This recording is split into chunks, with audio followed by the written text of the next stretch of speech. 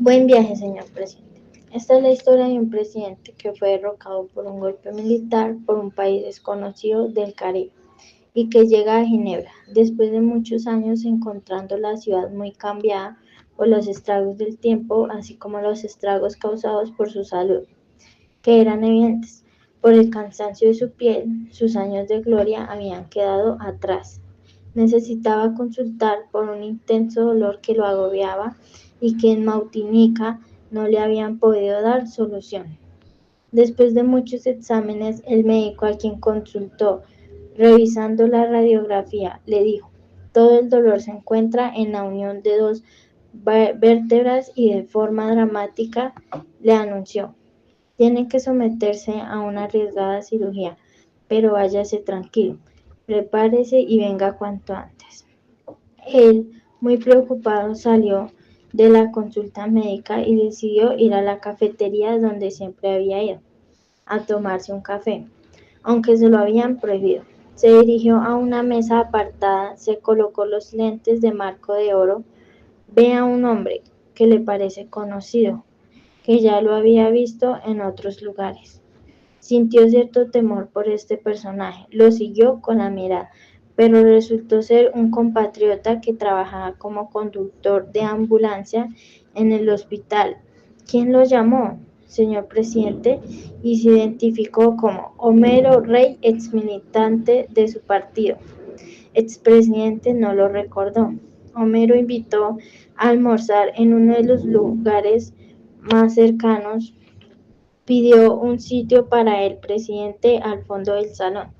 Se sorprendió de que nadie lo reconociera. Sostuvieron una larga conversación. Durante la tarde Homero había querido contactarlo desde hacía 5 años. Cuando lo vio en la salida del hospital y no había sido capaz de saludarlo, el presidente pagó la cuenta contando varias veces su dinero. Homero le dijo que su mujer Lázara era muy buena cocinera y lo invitó a que pasara una noche a cenar a su casa. Sería el jueves que Homero tenía tiempo libre.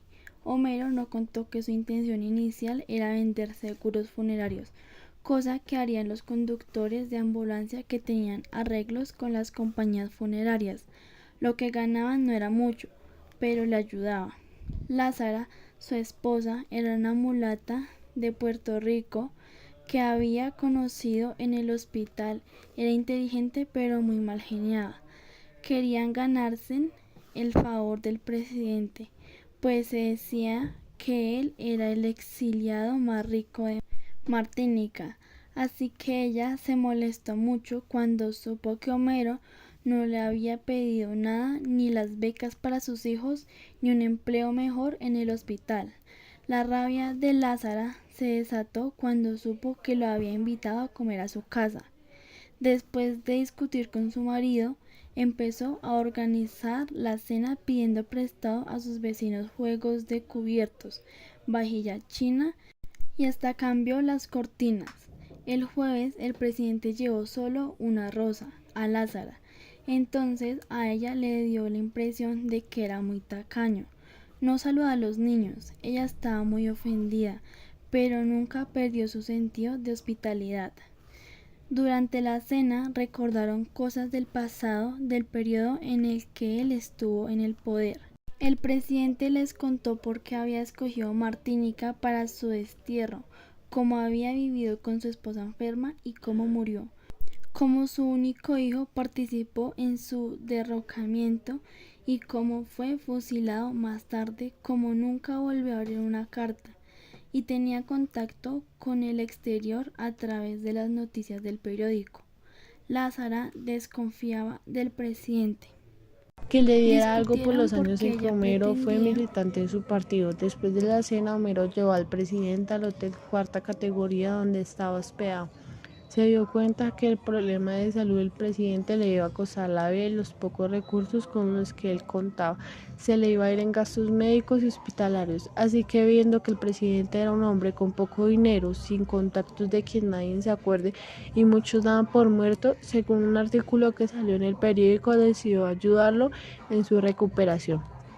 Después de un tiempo, el presidente pide a Homero que le ayude a vender algunas joyas, medallas, cadenas de oro, su anillo de bodas y un reloj de bolsillo para el médico. Todo lo que le quedaba. Así fue que empeñaron las joyas y pudo costear parte de la cirugía y gastos hasta que le dieron de alta. 4 meses después, Homero fue correcto administrador en el dinero del presidente. Dieron según que conseguir más dinero para completar gastos en el hospital.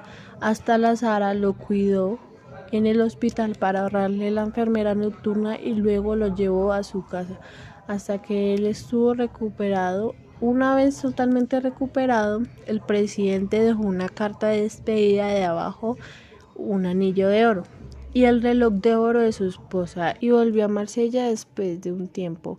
Le envió Homero una carta larga de agradecimiento contándole que el dolor había vuelto, pero que él tenía la intención de volver a su país para poner al frente de un movimiento por la causa justa y una patria digna.